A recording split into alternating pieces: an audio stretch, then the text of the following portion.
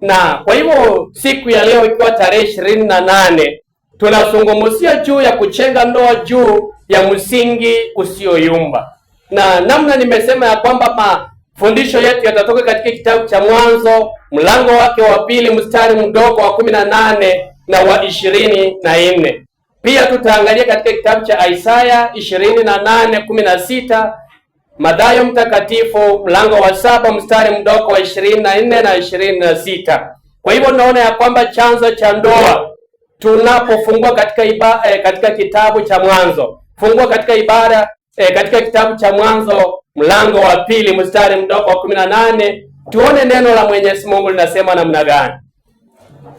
Genesis chapter number 2 verses 18. Mwenye hana Biblia naweza kumsaidia na hii. Basi tashika hii. Tafadhali msomaji unasoma kwa nguvu.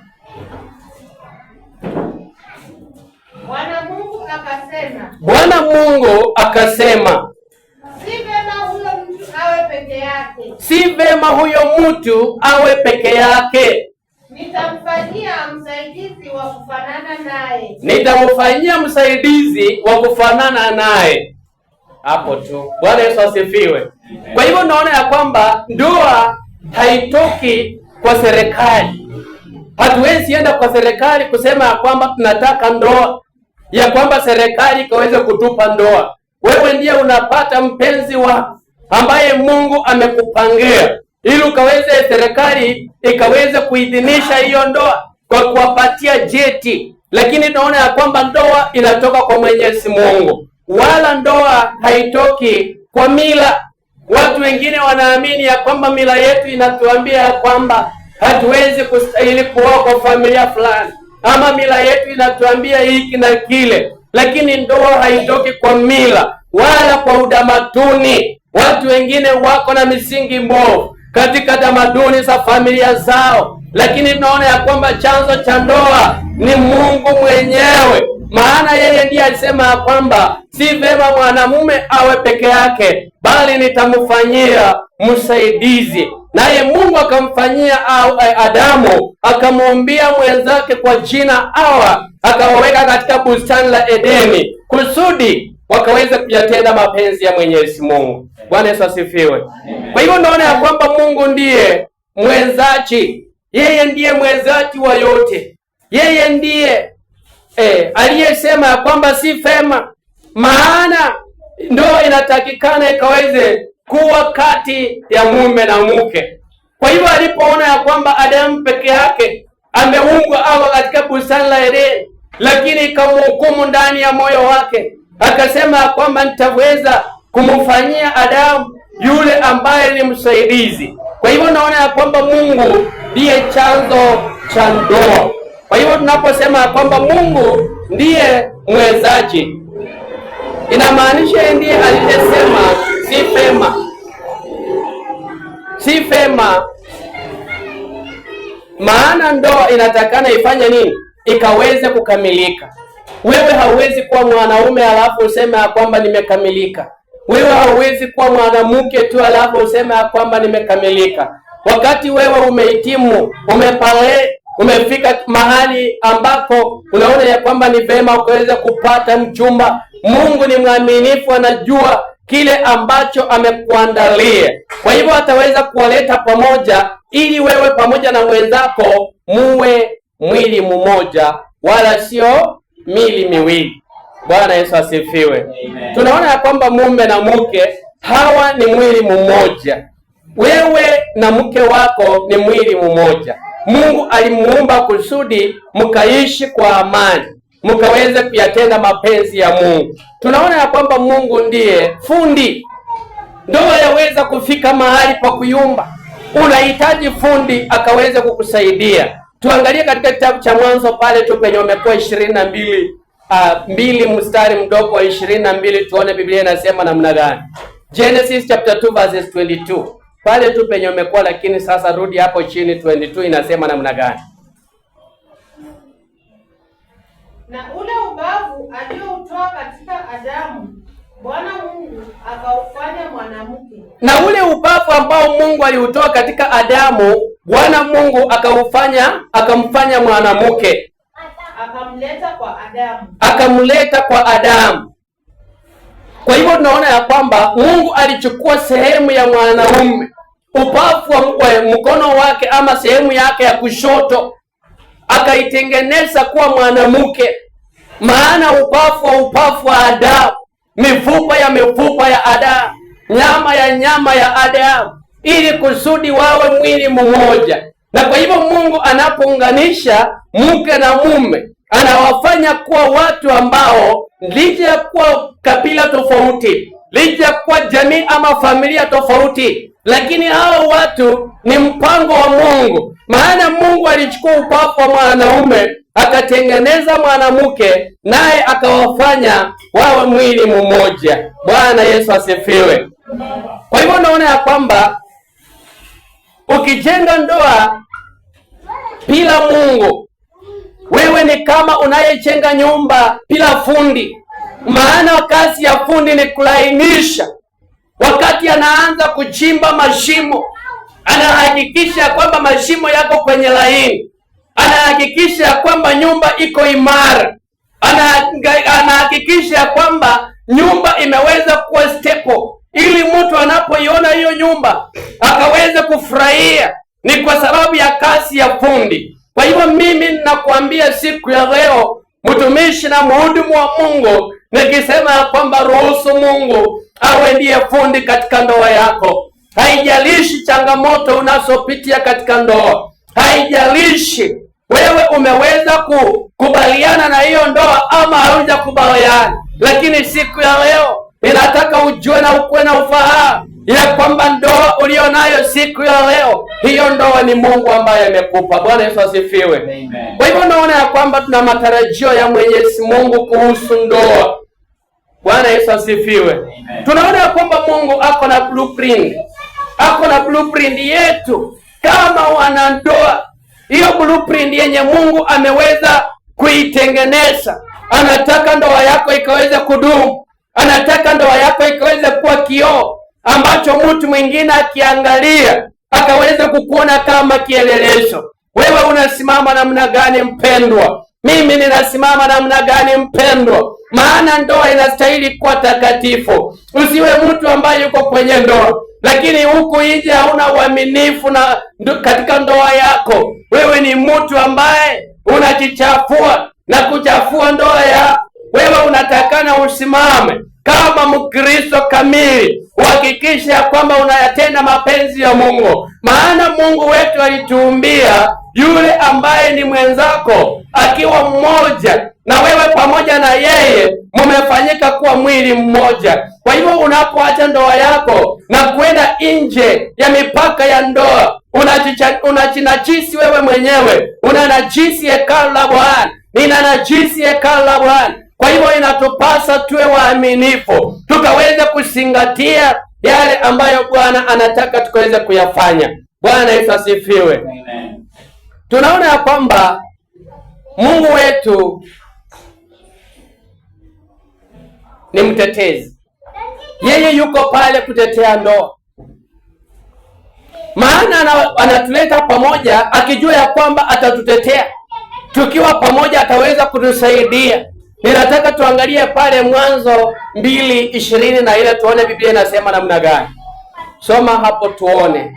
Maana Mungu anazungumzia juu ya mwili mmoja. Amewalete wawili lakini anawatetea kwa kuwaweka pamoja ili wawe mwili mmoja. Soma tuone neno la Bwana linasema namna gani.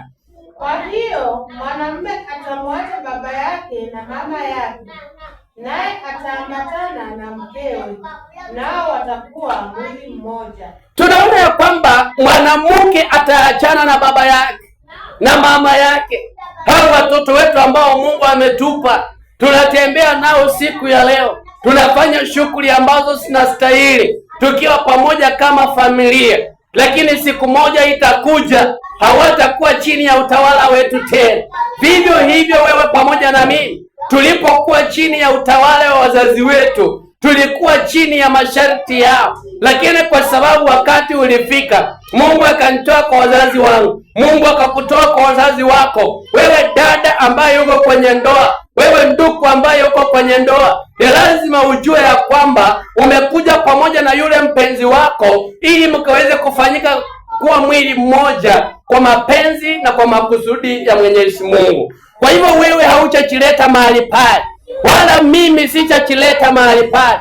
Hakuna yeyote ambaye amekushurudisha. Ni upendo wa Mwenyezi Mungu ambao unakushikilia mahali pale. Kwa hivyo naona ya kwamba Mungu hataki timu mbili ndani ya ndoa. Maana huyu dada ama mke anaenda hivi, mume anaenda hivi, kila mmoja na barabara yake.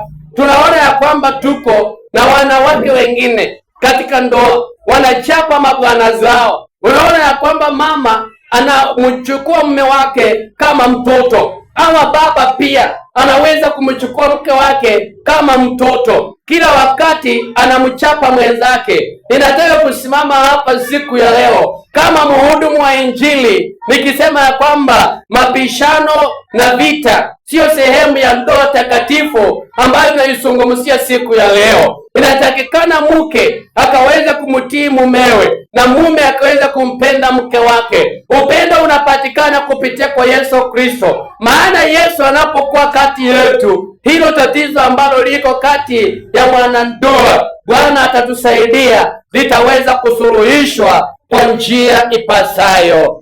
Bwana Yesu asifiwe. Amen. Kwa hivyo naona ya kwamba anataka Mungu anataka umoja wa moyo. Wewe uwe na umoja pamoja na mwenzako kutoka ndani ya moyo, ndani ya nyumba yako. Uwe na mpango na ama malengo mazuri, ili mpango ambao uko nao mkaweze kuufanyia pamoja, pia tukaweze kuwa na malengo. Bwana Yesu asifiwe. Malengo yako ni yapi? Ama unapoteza tu pale muda wako ukijua ya kwamba siku moja nitatoka kwa hili boma ni yenu, ukijua ya kwamba siku moja mimi nitafanya tu maamuzi ama nitachiua. Nataka nikwambie ya kwamba Mungu haja kuleta katika hiyo ndoa ili ndoa ikasababisha mauti katika maisha yako. Mungu haja kuleta katika hiyo ndoa ili hiyo ndoa ikaweze kuwa kama gerezani. Amekuleta mahali pale ili wewe pamoja nami tukaweze kufurahia. Tunapatana watumishi wa Mungu. God is good and all the time. Kwa hivyo unaona ya kwamba mke si mfanyakazi, mke si mfanyakazi, wala mume sio boss, ya kwamba ninapeana delegations zote. Wakati mwingi huwa naona ya kwamba watu wengi wanachukulia wake wao kama wafanyakazi, yaani anampatia majukumu yote, hata kama yeye ako pale hakuna kitu ambacho anaweza kukifanya. Wewe mpende mke wako na ukamsaidia katika kazi ambazo anafanya. Wewe uweze kumuheshimu mume wako na uweze kuyatii yale ambayo anakuambia, maana unajua kwamba wewe na yeye lazima tuende parapara moja. Wakati mwingine huwa naona huyu mke wangu anaamuka mapema kitu saa 11, ananiacha nalala, amepemba mitungi, anaelekea kwa tokura kwenda kuchota maji. Bwana Yesu asifiwe. Sasa mimi nasema kama mwenzangu ameenda na mitungi hii yote, pia mimi nitamfuata.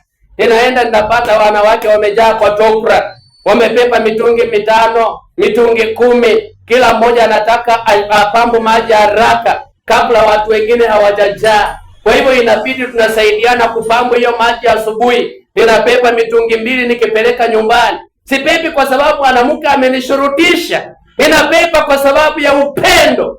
Bwana Yesu asifiwe. Yaani huyu sio mchakazi wangu. Ninasema maneno ambayo wao tunayafanya. Na kama natanganya ndio huyu hapa aseme ya kwamba huyu apozo ni mkora. Wao tunaamuka mapema kwenda kufanya nini? Kuchota maji kwa tokura.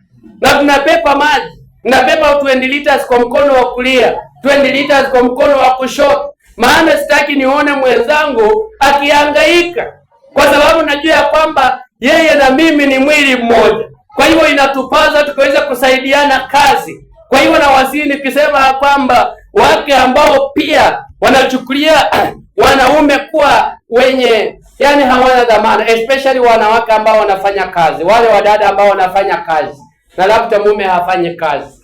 Sasa hapo ndio tuna kisungumukuti. ama mume anafanya kazi na pia mke afanya kazi, hapo pia tuna kisongomkuti, tunapatanga madharau yanapatikana hapo. Unaweza kuona sasa wazazi wa mume wanamwambia kijana wao ya kwamba huyu msichana alikuja tu kumaliza mali yetu hapa, tafutako yule ambayo pia anafanya kazi. Na wakiona tena mwanamke anafanya kazi na kijana afanye kazi, wanasema huyu atakuacha. Nataka nikwambia kwamba ndoa ambayo imesimama kwenye msingi imara, hiyo ndoa itadumu milele. Maana sio kazi ilileta hiyo ndoa pamoja, ni Mungu ambaye aliwaunganisha. Kwa hivyo ni kurekebisha mambo madogo madogo ili hiyo ndoa yako ikaweze kuwa imara na Mungu akaweze kujitwalia sifa na utukufu. Kwa hivyo naona kwamba kuna uthamini. Tuna uthamini. Ninapozungumzia kipengele kingine, mume ampende mkewe. Tunapoangalia katika kitabu cha Waefeso 5 mlango wa 25, tunataka kuona neno la Bwana linasema nini. Mke amheshimu mumewe. Waefeso 5:25 Biblia inasema namna gani? Enyi waume, wapendeni wake zenu. Enyi waume, wapendeni wake zenu Kama Kristo naye alivyolipenda kanisa. Kama Kristo naye alivyolipenda kanisa. Akajitoa kwa ajili yake. Ruka usome mstari wa 33 pale 5:33. Lakini kila mtu ampende mke wake kama nafsi yake mwenyewe. Lakini kila mtu ampende mke wake kama nafsi yake mwenyewe. Wala mke asikose kumstahi mumewe. Wala mke asikose kumstahi mumewe. Kwa hivyo naona ya kwamba Kristo alijitolea kwa ajili ya kulipenda kanisa. Wewe mume ambaye uko chini ya mafundisho yangu siku ya leo, haijalishi unanipata ukiwa wapi, lakini siku ya leo nakukumbusha ya kwamba upendo wa ndoa unatoka ndani ya moyo wako. Mungu anataka sisi waume tukawapende wake zetu, na wake nao wakaweza kuwastahi waume wao, wakaweza kuwatii na kuwaheshimu, na pia kuwapa mahitaji ambayo yanatakikana kwa ajili ya kufanya ndoa ikaweza kuwa imara. Mungu alileta ndoa pamoja ili hii ndoa iwe hekalu, ili hii ndoa iwe chanzo cha baraka. Maana tunajua ya kwamba ndoa ikisimama, watoto pia wanasimama. Ndoa ikiwa imara, jamii inakuwa imara. Ndoa ikiwa imara, kanisa linaimarika. Kwa hivyo na wasi nikisema kwamba inatakikana tukaweza kuipenda ndoa yetu ambayo tuko ndani yake, tukijua ya kwamba ni mpango wa Mungu. Maana Mungu wetu ana mipango mizuri kwa ajili yako wewe pamoja na mimi. Kwa hivyo naona ya kwamba tuna kipengele kingine inaitwa ya kwamba utamizo. Bwana Yesu asifiwe. Amen. Bwana Yesu asifiwe. Amen. Ninaona ya kwamba Yesu Kristo anasema ya kwamba nimekuja ili wawe na uzima. Katika kitabu hiki cha Yohana mlango wa 10 mstari mdogo wa 10. Fungua mahali pale. Utamizo. Nimekuja ili wapate uzima. Yohana 10:10. Maana naona ya kwamba Yesu Kristo ndiye atiaye uzima katika ndoa. Kuna waganga wamejitokeza kila mahali. Ama umepata mahali pale? Soma tuone neno la Bwana linasema namna gani. Mwivi haji ila aibe na kuchinja na kuharibu. Yes. Mimi nalikuja ili wawe na uzima, kisha wawe nao tele. Yesu Kristo anasema kwamba mwivi haji ila aibe, achinje, auwe na kuangamiza, bali mimi nalikuja ili wawe na uzima, wawe nao tele. Wewe ni mwanandoa ambaye uko mahali pale. Uliingia katika hiyo ndoa ukiwa na matumaini makubwa. Kajua ya kwamba mimi hapa nitaishi. Lakini shetani ameanza kuipa upendo wako. Ameanza kuipa fikra zako. Badala ya kuchenga unaendelea kuona namna unavyoweza kupomoa. Unaangalia namna unavyoweza kumdhuru mume wako ili ukaweze kuenda kuishi maisha yako mwenyewe. Unaangalia namna unavyoweza kuvunja hiyo pete ambayo uliweza kufikwa wakati ulikuwa unakula kiapo ya kwamba leo hii nitakukubali, kwa mema na mazuri. Wakati umeona mema yametoweka, maana mume wake alikuwa na kazi yake imeharibika, leo unamuona kuwa takataka, kwa sababu mke wake alikuwa na pesa, alikuwa na meta vizuri. Wakati kazi imeharibika, wakati amekosa pesa, unamuona kuwa takataka. Siku ya leo ninakusihi nikisema kwamba simama ukachue malango yenye Mungu ako nayo juu ya hiyo ndoa yako. Usiruhusu shetani mwizi akaibe mawazo yako. Usiruhusu kuvunja ndoa yako, maana ndoa yako inapovunjika, hata yule mwanaume ambaye anakutanganya ya kwamba ninakupenda, wakati amekuona huko kwenye ndoa, akijua ya kwamba ndoa yako imevunjika, hatakubali kukuoa. Hata yule mwanaume ambaye, yule mwanamke ambaye anakutanganya wewe mwanaume ya kwamba mimi niko hapa kwa ajili yako, akijua ya kwamba umevunja ndoa yako, hatakubali umuoe. Kwa hivyo ninakusihi nikisema ya kwamba namna Kristo alivyojitokeza akalipenda kanisa, vivyo hivyo wanaume tukawapende wake zetu na wake wakaweze kututii. Bwana Yesu asifiwe. Tunaona ya kwamba ni mpango wa Mungu. Mungu ndiye atiaye uzima, yeye ndiye atiaye uzima. Yesu Kristo alikuja ili tuwe na uzima na tuwe nao tele tele.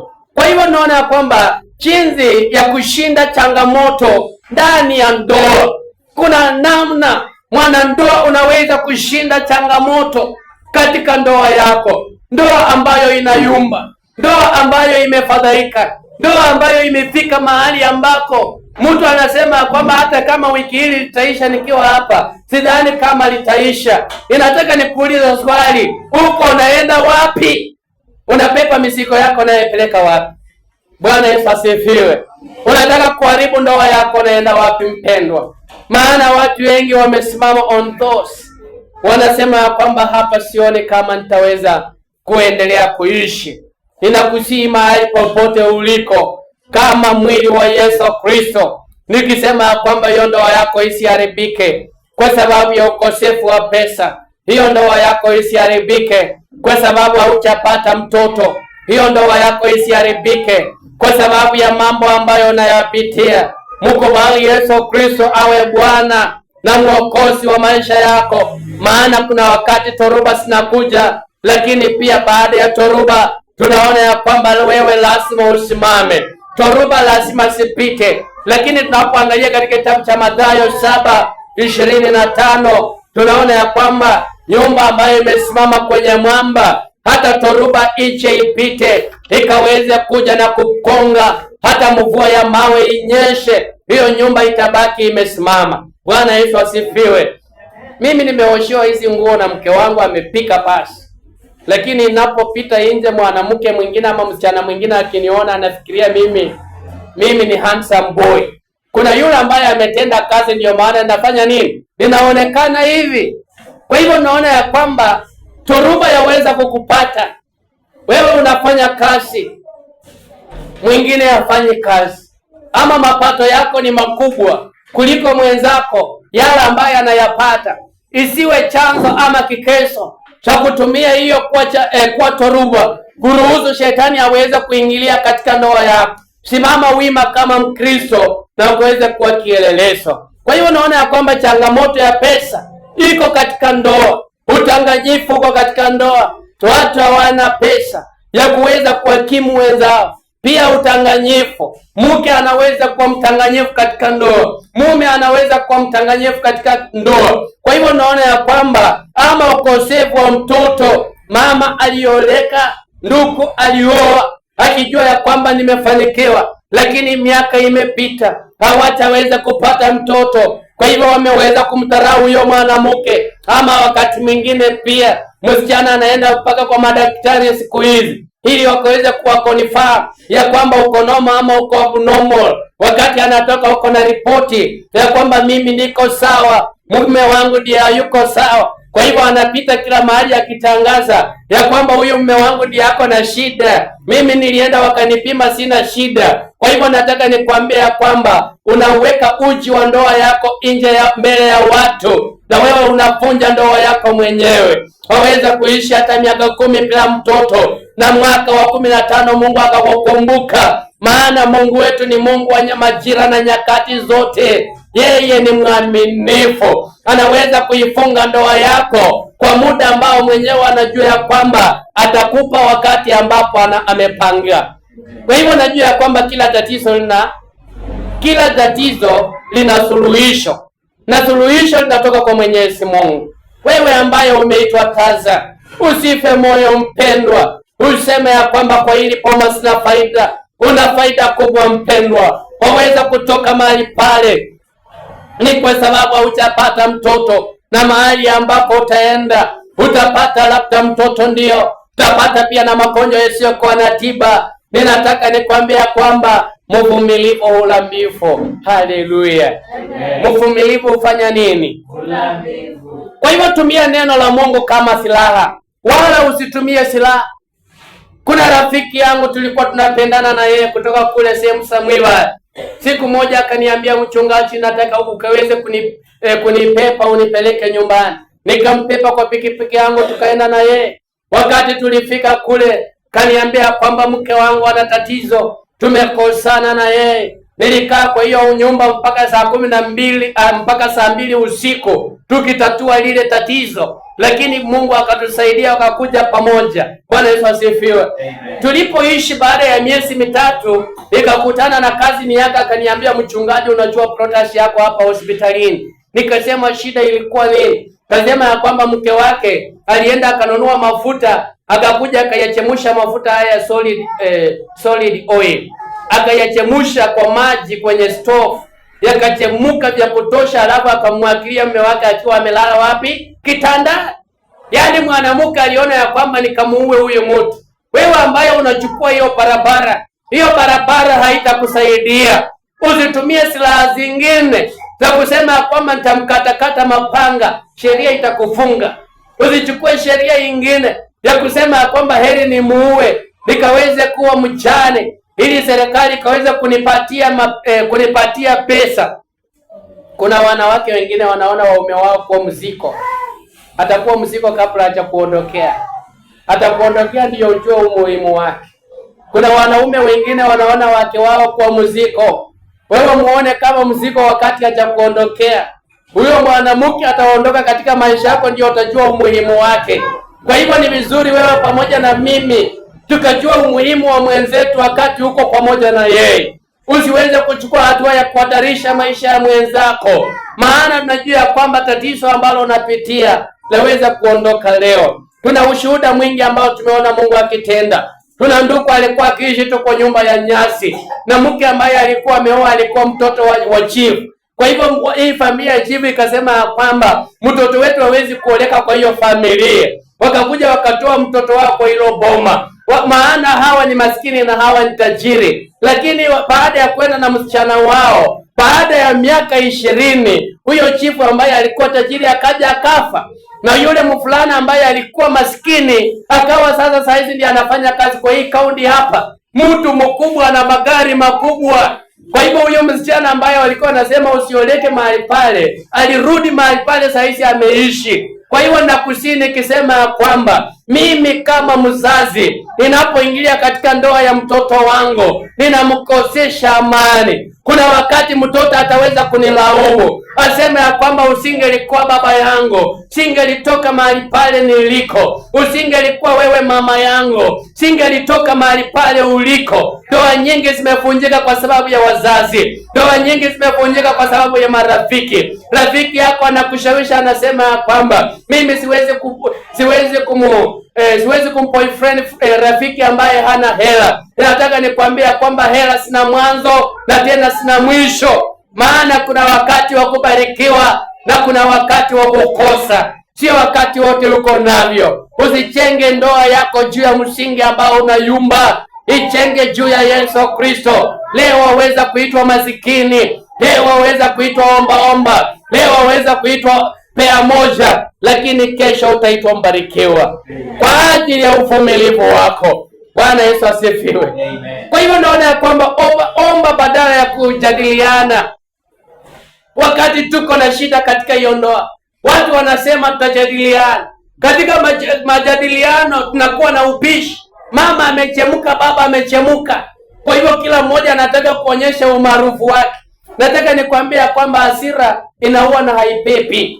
Utaweza kushitukia umemsapa mwenzako kofi moja. Mimi nilikuanga na hasira wakati nilikuwa bado sijaoa, lakini wakati niliweza kuoa, nashukuru Mungu aliweza kunisaidia. Hasira leo hii naona ya kwamba kweli ilipungua, lakini nilikuwa na hasira mbaya. Unaweza kuwa pia uko na hilo tatizo. Yani wewe ni mwepesi wa kujibu kwa kofi na kurudisha na kofi nyingine. Badilisha mwenendo wako mpendwa. Wakati ambapo mambo yameharibika, jaribu kusuluhisha mambo hayo kupitia kwa kulisoma neno la Mwenyezi Mungu. Tukaangalia katika kitabu cha Yakobo 1 mlango wake wa 5. Bwana Yesu asifiwe. Nilisema ujumbe wangu utachukua dakika 35 kwenda mpaka 40, ama iende lisali moja. Soma tafadhali. James chapter number 1 verse 5. Biblia inasema namna gani? James chapter 1 verse 5, Biblia inasema aje?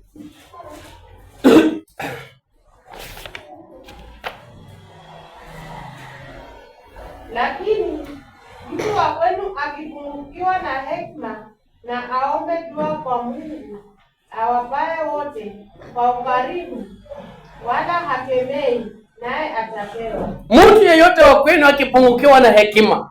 Wakati mwingine unaweza kumpata mwenzako amepungukiwa na hekima. Mimi hapa kama mwanaume ambaye nahubiri kama mtumishi wa Mungu, pia mimi nina familia, niko katika ndoa. Yawezekana nikaweza kupungukiwa na hekima, ama mwenzangu ambaye tuko mwili mmoja amepungukiwa na hekima, ama wewe msikilizaji ambaye uko katika ndoa, ya kwamba omba Mungu akaweze kukupa hekima ili hiyo ndoa ikaweze kudumu. Mungu akaweze kukupa hekima. Usiweze kunyamazia matatizo ambayo yanakusumbua. Maana Mungu akikupa hekima, utatatua matatizo ambayo yanakukula. Utatatua lile tatizo ambalo linakula ndoa yako. Na bila shaka najua kwamba Mungu wetu ni mwaminifu. Kwa hivyo nawasihi nikisema ya kwamba mtu ambaye hana hekima anaweza kutumia namna yoyote. Anaweza kusimama pale nje, akaweza kuanika uchi wa mke wake, aseme penye yeye anamulisha tu, penye mimi ninamfanyia kila kitu, lakini haelewi. Wewe labda ndiye uelewe. Kwa nini uende nje kuanika uchi wa mke wako mbele ya watu ambao hawana uhusiano na hiyo ndoa? Ama wewe mama ambaye unasimama nje na kuanza kupika kelele juu ya mume wako, vile umemnunulia shati juzi, vile umemsaidia kitu fulani. Ninataka nikwambia kwamba umepungukiwa na hekima. Ukaweze kumwomba Mwenyezi Mungu ape anaye hekima akaweze kukupa, ili hiyo ndoa ikaweze kupona. Ninajua watu wengi ndoa zimevunjika, watu wengi wamejitia kitanzi kwa sababu ya ndoa. Watu wengi tunaposikia Radio Jambo, wanawake wanalia kwa redio, wanaume wanalia kwa redio kwa sababu ya upatanisho. Wanasema kwamba tafadhali Kidi na Kosti ukaweze kunisaidia ili mfukuza mke wangu, lakini nimekundua mimi nilikuwa na makosa, ama niliweza kuacha mume wangu, lakini nimekundua mimi niko na makosa. Ninataka nikwambia kwamba kabla hujafanya maamuzi yoyote, mtafute Mungu ambaye ameweka jiwe katika Sayuni, liwe jiwe la msingi, liwe jiwe la pembeni. Kwa hivyo naona ya kwamba ndoa imara kwenye Biblia, tuna mfano wa watumishi wa Mungu katika Biblia takatifu. Mtu mmoja anaitwa Akila na mwingine anaitwa Priska. Katika kitabu cha Matendo ya Mitume, fungua mahali pale tafadhali. The Book of Acts. Nilipenda kitabu hiki kwa ajili ya watumishi wa Mungu ambao waliishi katika nyakati za Mtume Paulo, na Mtume Paulo aliweza kuandika kuhusu katika kitabu cha Matendo ya Mitume mlango wa 18 mstari mdogo wa 2 na wa 3. Acts chapter number 2 verses 3. Biblia inasema namna gani? 2 and 3. 18, 2 na 3. Akamwona Myahudi mmoja jina lake Akila, mzaliwa wa Ponto, naye amekuja kutoka nchi ya Italia siku za karibu, pamoja na Priscilla mkewe, kwa sababu Klaudio amewaamuru Wayahudi wote watoke Rumi, naye akafikiria kwao. 3. Na kwa kuwa kazi yao ya ufundi ilikuwa moja, akakaa kwao, wakafanya kazi pamoja, kwa maana walikuwa mafundi wa kushona hema. Soma katika kitabu cha Warumi 16:3 hadi 5. Romans 16:3-5. Nisalimieni Priska na Akila, watendakazi pamoja nami katika Kristo Yesu. 4. Waliokuwa tayari hata kukatwa kichwa kwa ajili ya maisha yangu, ambao ninawashukuru, wala si mimi tu, ila na makanisa ya mataifa yote pia. Nisalimieni na kanisa lililomo katika nyumba yao. 5. Nisalimieni Epaineto mpenzi wangu, aliye malimbuko ya Asia kwa Kristo. Amen. Bwana Yesu asifiwe. Kwa hivyo naona ya kwamba mtumishi wa Mungu ambaye ni mtume Paulo aliangalia ndoa ya Priska na nani? Akila, ikiwa ndoa ambayo ina mafanikio. Waliweza kumpokea mtumishi wa Mungu Paulo katika nyumba yao, na nyumba yao ilikuwa imefanyika kuwa hekalu la Bwana. Najua ya kwamba Yesu Kristo akiwa ndani ya nyumba, akiwa katika ndoa, hiyo ndoa inafanyika kuwa hekalu. Watoto watamjua Mungu, baba atakuwa kielelezo, mama atakuwa kielelezo, watu wengine watasoma kutoka kwako. Kwa hiyo naona ya kwamba walifanya kazi pamoja, mume na mke wote walikuwa tent makers. Namna tunavyoona wapendwa wetu hapa across, wale wanaotengeneza mahema mahali pale. Mtumishi wa Mungu Paulo alikuwa pia mfanyakazi wa kutengeneza nini? Mahema, the tents. Alikuwa tent maker. Na kwa hivyo naona ya kwamba pia Akila na mke wake Priscilla pia walikuwa wanatenda kazi hiyo.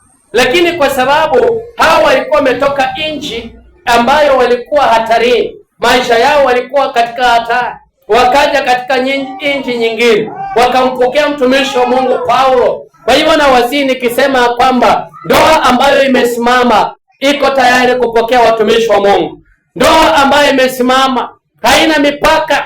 Mimi saa siwezi kuja nyumbani, mtumishi wa Mungu amekuja kwa nyumba, mama amempikia chai, na ninauliza ya kwamba hiyo maziwa yenye ilikuwa hapa ilienda wapi? Hiyo ni nyumba ya kuhani. Inajua ya kwamba mama anaelewa wakati wa kutumia maziwa na wakati wa kufanya nini? Wa kuyaweka.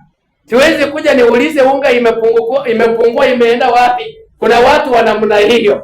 Mama akipika tu ugali, alafu baba anakuja kuangalia nini? Kile kikapu cha unga, na kuanza kuuliza maswali. Kwani leo kwa hii nyumba mlikula ugali mingi sana? Unga imepungua imeenda wapi? Kwa hivyo naona ya kwamba nyumba ama ndoa ambayo imesimama, hiyo nyumba inatakikana ikaweze kuwa na msingi wa Yesu Kristo. Wewe ni lazima ukae mkaribishaji. Mgeni amekuja kwa nyumba yako, labda ametembea safari ambayo ameingia kwako akijua ya kwamba hapa ni kwa mtumishi wa Mungu, hata haja niende tu kweli, nikikunywa tu maji nitakuwa sawa. Na anafika kwako, wewe uko pale na maziwa, uko pale na vitu kwa nyumba, lakini unamchukulia tu kawaida, kwa maanisha kwamba kuna tatizo mahali. Maana mgeni anapokuja kwako ni baraka. Mtengenezee hata kama ni strong tea, uangalie kitu ambacho anaweza kubarikiwa nacho, akapate nguvu tena ya kuendelea mbele. Kwa hivyo naona mtumishi wa Mungu Paulo anasema ya kwamba hawa wapendwa ndugu Akila pamoja na mke wake Priska walikuwa msaada kubwa katika maisha yake. Kwa hivyo anapoingia katika kitabu cha Waefeso tunaona akisema ya kwamba wapelekeeni salamu zangu. Ni kwa sababu anakumbuka kazi nzuri ambayo waliitenda katika maisha yake. Kwa hivyo naona ya kwamba walihudumu pamoja. Hawa wapendwa mke na mume walihudumu pamoja. Wewe mke ambaye yuko kwa ndoa yako, unataka kwenda venye wewe unataka kwenda venye wazazi wako wamekwambia, na wewe uko na mume wako ambayo Mungu amemuunganisha pamoja. Anaposema tulime hapa shamba, unasema mimi wazazi wangu wachaniambia. Wewe umeweka mahali msingi ambao haistahili. Ndoa inasimama kwa msingi ambao Mungu mwenyewe ameuweka. Kwa hivyo naona ya kwamba wewe pamoja na mimi tunaposimama imara, kuna kisasi ambacho kinakuja nyuma yetu pia kitasimama imara. Sisi tukilekea, watoto wetu pia watalekea, na sisi kama kanisa hatutaki tulekee. Bwana Yesu asifiwe. We are the role model. Nataka tusimame wima, Mungu akaweza kuyatatua matatizo ambayo wapendwa mnayapitia katika ndoa. Maana ninajua kwamba Mungu wetu ni mwaminifu, anayatenda makusudi yake, anayafanya yale ambayo wewe haujui, yale yaliyo sirini Bwana anayeshughulikia. Kwa hivyo naona ya kwamba walihatarisha maisha yao kwa ajili ya Injili. Maana maneno haya yanapatikana katika kitabu cha Warumi 16 mlango wa 4. Waliweza kuhatarisha maisha yao, waliweka shingo zao hatarini, lakini mwishowe tukaona ya kwamba ufanisi ukapatikana. Kwa hivyo naona ya kwamba ndoa imara ina upendo, ndoa imara ina upendo. Usiniambie kwamba ndoa yangu ni imara lakini ndani mwako hauna upendo. Unapoingia kwa hiyo nyumba, mnaongelea tu nje. Mimi na mke wangu tunazungumzia tu hapa, tukitoka hapa tukifika nyumbani hatuzungumuzi. Huo ni unafiki, huo ni unafiki.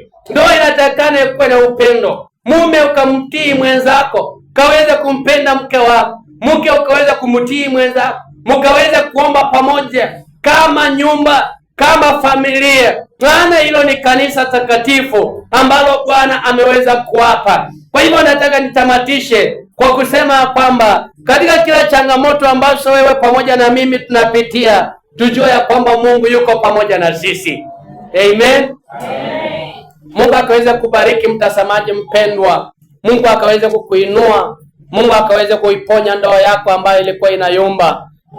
Nami nasema asante kwa kuunganika nasi katika ibada yetu ya siku ya leo kwa ajili ya ndoa ambayo imechengwa juu ya msingi imara katika jina la Yesu Kristo. Bwana Yesu asifiwe.